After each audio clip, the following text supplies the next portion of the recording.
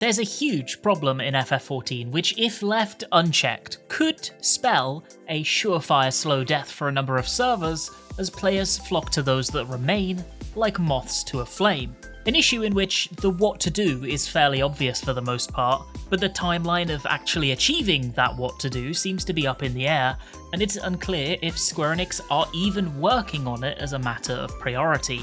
I'm sure they have a lot of other stuff to deal with after all, with the 8.0 expansion coming up and a content-rich 7.5 patch, but this is a huge frustration that does affect a lot of endgame players. Funnily enough, it's something I've discussed before, over 2 years ago, before Dawntrail even released. I am of course alluding to the Party Finder, and how its baffling limitations have major knock-on effects for the health of FF14 as a collaborative online video game. Let's talk about it. Before we hop in, if you want to support conversations about FF14, please do consider subscribing, I really do appreciate it. To avoid spending too much time over-explaining, let me just illustrate my point quickly, visually, with a live example. So this is Chaos Data Center's Party Finder at the time of recording. You might notice that, well, there aren't all that many active PFs up for the endgame content. There are a couple here and there, sure, but a lot are roleplay venue recruitment or more obscure options that have less chance of filling and getting started. It's quiet. If you opened this as a fresh endgame player excited to run some raids, you may get the impression that these duties aren't very populated, or that the game's activity in general is low. But if you head over to the Light Data Center, EU's second tentpole, it's an entirely different story. There are dozens upon dozens of PFs for each of the current Savage turns, a wealth for current expansion Extreme Trials, and even Ultimates are seeing presence. As the excitement for the new heavyweight Savage tier dies down, Ultimate will see even more popularity as well. Those roleplay club PFs are still there, just in even greater numbers. It's a buzzing hive of activity. A fresh endgame player opening the menu and finding this would have an entirely different impression of the game's player base and a completely different outlook on their place within it. And yet, it is the same region at the same time. You can travel between data centers freely, so technically you have access to both. One looks great, the other looks dismal. And this is not exclusively a European data center issue. Each region has one data center that's bustling and lively for endgame activities, with populated player hubs, quick queues, and party finders filled to the seams with content ready to play. The others are barren in comparison. But what happened here? Well, it's natural, really. A convenience thing for the player, and a behaviour you would expect the player base to gravitate to when faced with a status quo that makes life harder for themselves. Because you can play wherever you want, but you can only access the Party Finder and the Duty Finder of the data center you're on at any given time, it only makes sense to go to the most populated one. But this in itself is a bit of an Ouroboros, because players began to travel to the more populated Party Finder DC to PF in their droves, which led to the other DCs being dead, which led to more players migrating to spend their time, and even an increase in permanent transfers.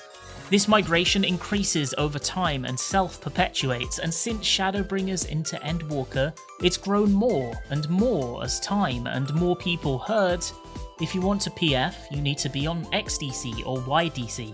Now, years down the line, it's at the point where if you're on the wrong data center, you may struggle to fill your Party Finder at all. There is a pugging DC, which will house much more activity, and the others still have players but are stark in comparison. You might be asking, why is this a problem, which I think is a fair starting point for a discussion. So, let's talk about that first.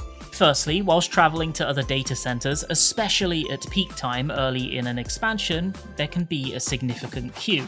This is less so in the European data centers due to the lower number of players outright, but on both North America and Japanese data centers, active players will likely be nodding with a pained expression right now. Rather than a minute or two, you can be sat there for 10, 20, or more.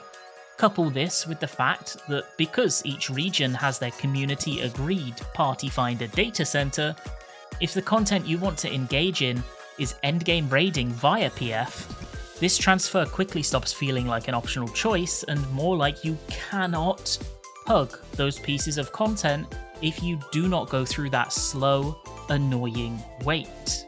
Secondly, you have limited access to certain features whilst travelling to another data center.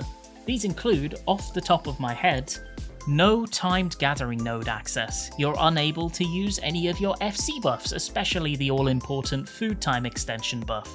For that matter, you cannot access your FC chat or any link shells whilst travelling either, limiting you to a different selection of crossworld link shells on that other DC. It makes sense given the current infrastructure that they don't carry over right now, but it's still a hindrance. You also can't access mail or retainers. Really, these are all minor, just a small frustration, but this skewing of activity also has compounding effects on the duty finder, which pulls players specifically from that DC, leading to longer queue times and a lower level of convenience and satisfaction for those players that happen to not be on the popular data center. They lead to a weird, disjointed sense of socialization, at least in my limited experience as well, depending on which social circles you run in. If a bunch of people are spending all their time traveling, it'll obviously lead to more and more get-togethers, roulette groups and so on taking place on that populated DC as well. It's not the end of the world, and it's not like these quieter DCs are unplayable, but there is a noticeable difference that spreads its tendrils much further than just Savage Party Finder. I do just have to make a note here though, that despite it bringing this issue as a side effect, it's done a lot of good as well. I still credit crossworld parties and Party Finder as being one of the single most impactful positive changes in Final Fantasy XIV history. Before that, servers were isolated, and whilst it's fair to claim that there was a warm and homely community feeling, it could be difficult to get people together to run the content that you wanted to do if you hadn't put the effort in to build strong social roots. The Party Finder was threadbare, and pugging things like Savage with random players was somewhat of a rarity. Crossworld recruitment was added in patch 3.5 and it changed the game, because it expanded the player pool that each person had access to tenfold. Anecdotally, I think this is what led to the rise of the Savage and eventually Ultimate pugging scene.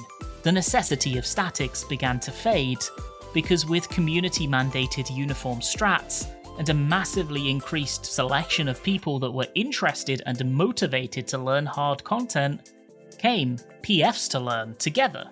This was amazing because it removed the potentially stressful obligation you'd have to a group. Shift workers or those with limited availability could just progress in Party Finder with random people whenever they had an hour or two free. This in turn led to a massive increase in engagement in extreme and savage content especially, and at the end of Stormblood, crossworld visitation was implemented to compound on this, letting people transfer to run maps, visit one another's housing, access hunts, and socialise. In one short expansion, FF14 had turned from a massive collection of small microcosms into these much larger social bubbles. And in Endwalker, the biggest challenge of all would come as the capstone to this movement, which leaves the status quo we have now. I firmly believe that the next step is getting access to region-wide Party Finder, and merging the Duty Finder queues of all of the DCs within a specific region. So, let's say you're on Chaos. You open PF, there is a Chaos PF tab, and a Region PF tab, and you can access and join parties on both. When you queue in Duty Finder, you will be thrown into a pool with players from both data centers to get your eventual roulette, dungeon, or trial. Some might argue for completely free travel between regions, or even worldwide matchmaking, but I feel that those are a bit of a Pandora's box when it comes to the mixing of culture, strategy, and differing standards. It's not natural that different communities from different corners of the globe that have had so much time to normalize in different ways would just click immediately. Region-wide matching is safe, another surefire win that brings positives without risk. This is something that Square Enix are explicitly aware of. In fact, this issue was raised to them at the Dawntrail Media Tour during an interview with Shenpai and Mioni, and I'm going to quickly play that clip of the question and Naoki Yoshida's response here. 問題はもちろん認識してます。今一番早くそれを解決するのはもう DC トラベルを閉鎖するのが多分一番早いです。Of course, I am aware of the problem, and I think the fastest solution would be to close off DC travel.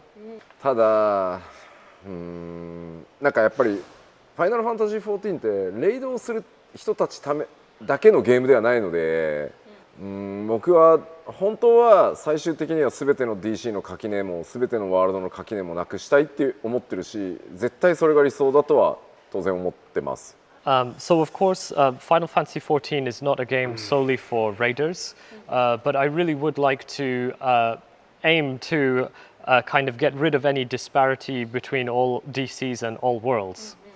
で先にパーフェクトパーティーファインダーと呼ぼうが、考えてないわけじゃないし議論もしてるんですけど、技術的物理的に相当難しい。おそらく真正面から開発すると3年はかかる。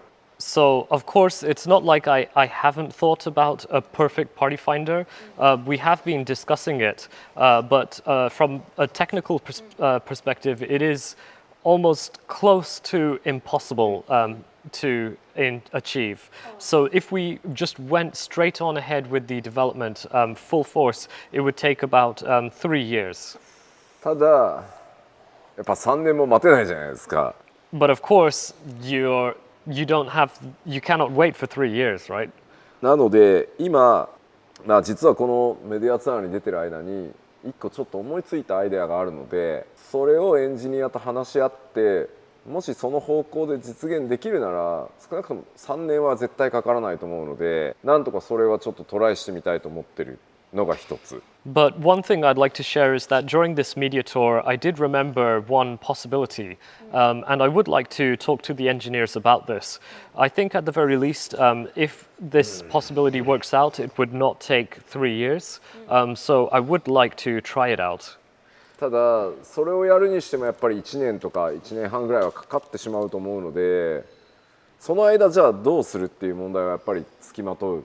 で当然開発チーム内ではいろんなアイデアが出ていて、もう今回はこのデータセンターがレイドおすすめですみたいな、リワードがちょっと増えますとか。So even then, it would probably take about 1 year to 1.5 years to do. So still then we would have to consider what would we do in that time. And the development team have come up with various ideas. One idea was maybe promoting a specific DC for raids. So for example, for that DC, you would get higher rewards. For a certain period of time. で例えば次のパッチが来たらそのレイド推奨 DC はここですとか。And then when the next patch comes along, this DC would be recommended for raids. それかパーティー募集が少ない DC の場合は自動的にその少なさが解消されるまでボーナスがかかるとか、もういろんなアイデア出てるんですけど。And then on the other hand, there could be an idea where for certain DCs where there are low recruitment for Party Finder, you could get a bonus for that. So there are various ideas that have come up. ただ結局のところこれをやるとそのどっかの DC に必ず負荷をかけてることになるし、データセンター移動することを推奨してることになっちゃうので、どうなんだろうっていうので今も議論中ですここは。But if we do this, it would end up placing greater stress on a given DC, and it would also be promoting DC travel. So I'm not sure what we should be doing. Well, by the time the FanFest takes place this summer, it will have been 2 years since that conversation. That's why this video is coming out when it is. This feels like the right time to broach that topic again and gently nudge Square Enix to see if we have an update. Maybe it's a big promotional part of the 8.0 expansion that they're holding off of sharing, or maybe it's been dropped completely as a possibility. Either way, I'd love to see some kind of communication in regards to this so that we can at last put the topic to rest. This is a topic he's likely heard a lot, including in this old Famitsu interview asking the exact same question, where he states that some sort of worldwide duty finder system or content matching and registration system is under consideration. We're worried about cultural things though, and it's a big technical challenge besides. So, for now, it's a waiting game. But my recommendation is that if you are passionate about getting that PF expanded, make your voices heard in a public and respectful way. Personally, I think it's important and it brings some nice quality of life to a lot of people. If you don't agree, I think that's totally fine as well, and I'd love to hear your opinions on the matter in the comment section. I'm praying we hear something in the coming months, and that in 3 years' time when 9.0 is approaching, I don't have to bring out the same topic for discussion all over again.